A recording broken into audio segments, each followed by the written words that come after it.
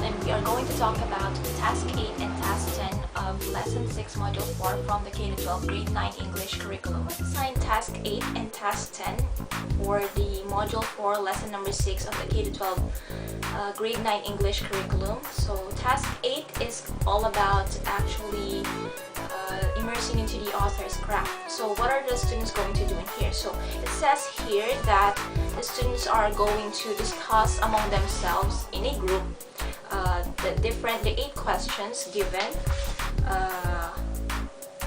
which will help them to understand the literature more and entails knowing the world of the writer more.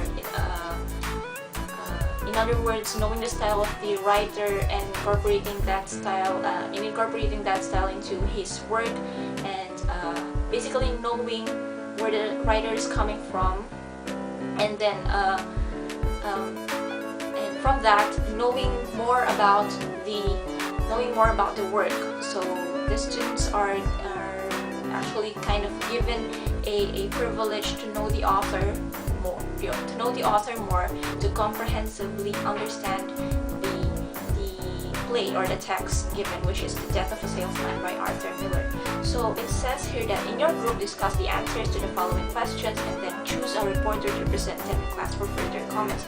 Now, but I'm not going to do that. Instead of a group discussion, I think this will be more effectively handled by the teacher if the teacher will do a straight recitation. Now, it's not just going to be a straight recitation in such a way that, question, answer, question for the teacher, answer for the students. No, it's going to be a collaborative effort of the students and the teacher in understanding the literature more and understanding the text more by Arthur Miller, which is The Death of a Salesman. So it will be the same set of questions. However, the teacher and the students can actually expand the questions, and actually the teacher can guide the students into constructively responding to the questions instead of just presenting them the questions and then having to wait for them to answer that question. So it's going to be like, for example, number 1, Biff and Happy were presented as Willie's sons with different personalities. Biff was dynamic while Happy was static. Explain how the writer brought out these differences. I think that it's a little bit leading if you are going to say the second statement, which is Biff was dynamic while Happy was static. It should be more like coming from the students, the characteristics of Biff and the characteristics of Happy. Although it's very obvious that Biff is the rebel one, Happy is the happy-go-lucky one, or the yes sir man, yes sir child of Willie and Linda. I think that the terms dynamic and static should come from the students, because these are technical terms in the elements of fiction discussion. Maybe before they have discussed that already. Maybe that's just like one way of mastering the terminologies that they need to know and they need to understand more, so that they will be immersed more into the characters and then immersed more into the author's style, and therefore understand the literature more. So these are 8 questions, and it doesn't necessarily follow that the teacher will just ask these 8 questions, or it will be just the same wording and stuff like that. No, it will be, as I said before, a collaborative effort between the students and teachers and among the students as well, in such a way that after asking this question, the students are allowed to ask more questions about it, or to clarify more points about it, and then the teacher will answer, or the teacher will let other students answer that and then constructively respond to the question instead of just in a group discussion, and then the group discussion will not be guided by the teacher. I think it facilitates the learning more, it facilitates the understanding more if it will be a straight recitation, because there is a structure and the teacher is part of the learning of the students. Not that we are kind of not trusting our students to learn by themselves, but it's one way of achieving the time constraints, actually overcoming time constraints, because there are a lot of activities in this particular lesson, so it'll be a lot smoother. That will no longer be given worksheets by the teacher because it's going to be a straight recitation. So what they're going to do is that they're just going to respond orally to the teacher's questions or to the questions of their classmates. So it will be just like that. And of course, the grading of the students is upon the teacher's discretion. It's a rubric of short answer questions, which are some of the questions are actually a bit subjective. So this must be like a short essay rubric kind of thing. So next activity is about message twisting. It is task number 9 in the lesson. So we did not intend to prolong the lesson anymore by including that. So we removed that from our supposed demonstration. However, I think that this will not affect the objectives that will be targeted, or the objectives that were given in the lesson, in the learner's material, in the teacher's package, because other activities will still be able to target that particular objective. So moving on to task number 10, seeing the other side of a character.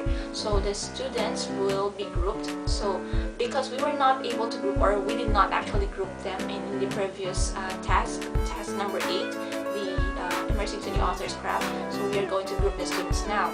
So I'm not going to modify it now because I think that it's perfect as it is, and it will bring a lot more engagement to the students if they will be grouped.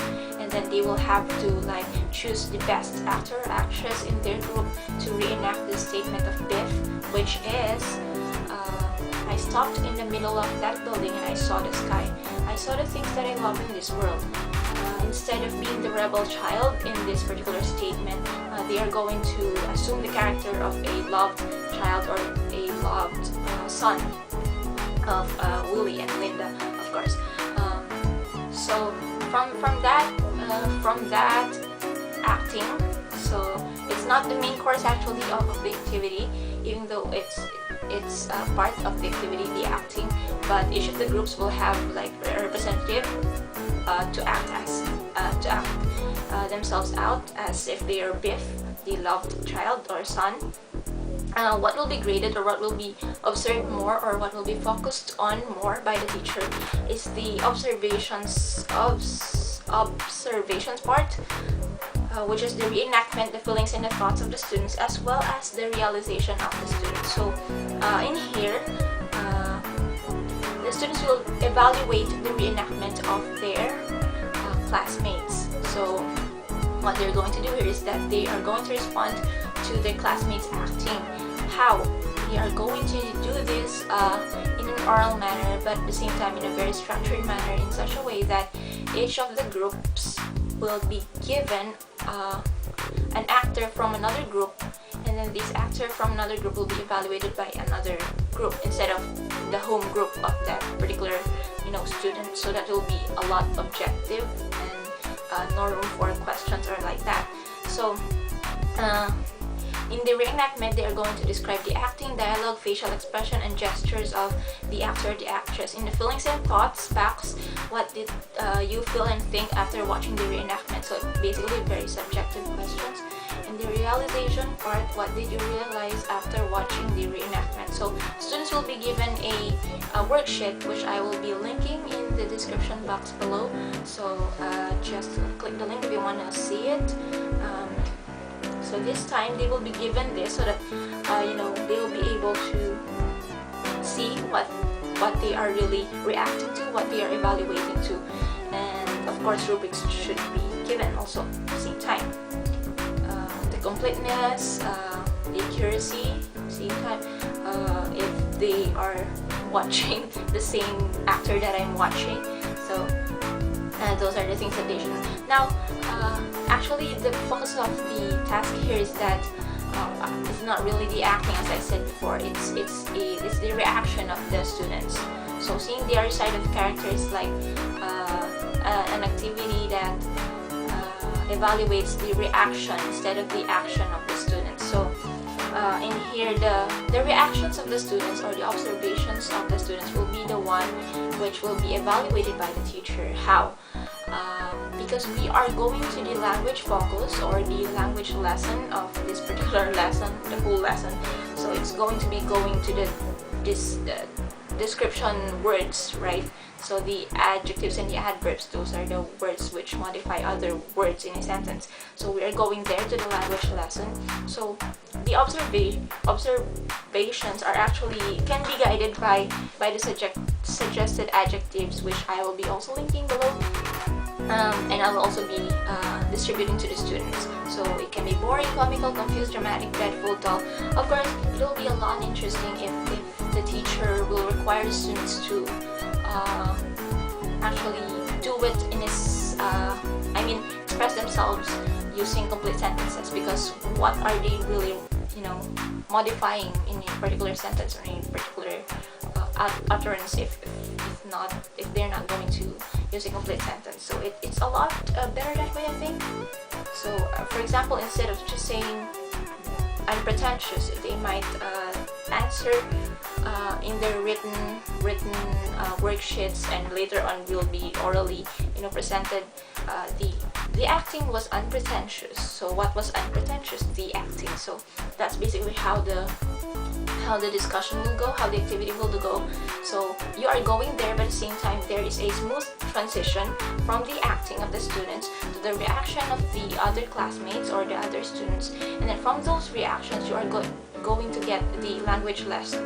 So you see, it's a smooth transition from one thing to other activities, which are embedded in just one whole activity.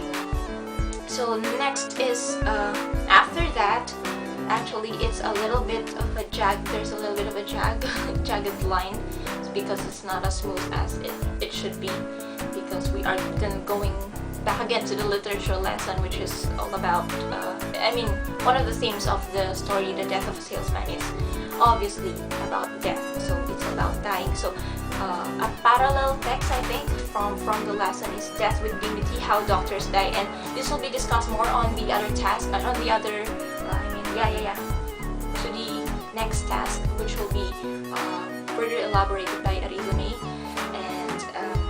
and she'll be doing the transition activity, so I will not tap onto that anymore, because I might ruin it entirely for her.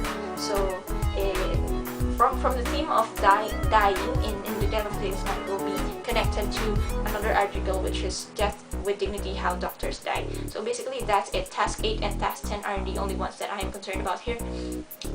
Thank you for watching, and then also links are in the description, links about worksheets, links that may be useful or helpful for the Task 8 and Task 10 will be given in the description box below. So thank you very much for bearing with me. Thank you very much for watching, and please comment or tell me what you think about this video, and tell me what you think about my thoughts of the K-12 Task 8 and Task 10 of Lesson 6 Module number 4. Thank you very much for watching. Bye.